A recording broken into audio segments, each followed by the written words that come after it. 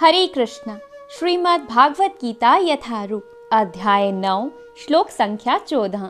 ये महात्मा मेरी महिमा का नित्य कीर्तन करते हुए दृढ़ संकल्प के साथ प्रयास करते हुए मुझे नमस्कार करते हुए भक्ति भाव से निरंतर मेरी पूजा करते हैं। तात्पर्य, सामान्य पुरुष को रबर की मोहर लगाकर महात्मा नहीं बनाया जाता।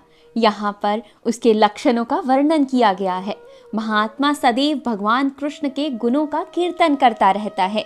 उसके पास कोई दूसरा कार्य नहीं रहता। वह सदैव कृष्ण के गुणगान में व्यस्त रहता है। दूसरे शब्दों में वह निर्विशेषवादी नहीं होता। जब गुणगान का प्रश्न उठे तो मनुष्य को चाहिए कि वह भगवान के पवित्र नाम, उनके नित्य रूप, उनके दिव्य गुणों तथा उनकी असामान्य लीलाओं की प्रशंसा करते हुए परमेश्वर को महिमावंतित करे। उसे इन सारी वस्तुओं को महिमावंतित करना होता है। अंततः महात्मा भगवान के प्रति आसक्त रहता। जो व्यक्ति परमेश्वर के निराकार रूप ब्रह्म ज्योति के प्रति आसक्त होता है, उसे भागवत गीता में महात्मा नहीं कहा गया।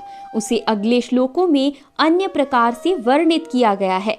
महात्मा सदैव भक्ति के विविध कार्यों में तथा विष्णु के श्रवण कीर्तन में व्यस्त रहता है, जैसा कि श्रीमद् भागवतम में उल्लेख्य है। ऐसा महात्मा अंततः भगवान के 5 दिव्य रसों में से किसी एक रस में उनका सानिध्य प्राप्त करने के लिए दृढ़ व्रत होता है।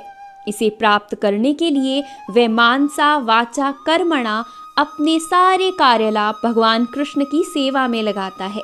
यही पूर्ण कृष्ण भावनामृत कहलाता है। भक्ति में कुछ कार्य हैं जिन्हें दृढ़ व्रत कहा जाता है, यथा प्रत्येक एकादशी को तथा भगवान के आविर्भाव दिवस जन्माष्टमी पर उपवास करना।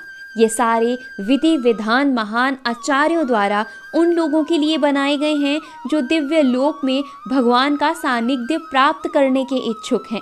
महात्मा जन इन विधि विधानों का दृढ़ता से पालन करते हैं। फलांत उनके लिए वंशित फल की प्राप्ति निश्चय रहती है, जैसे कि इसी अध्याय के 2 श्लोक में कहा गया है।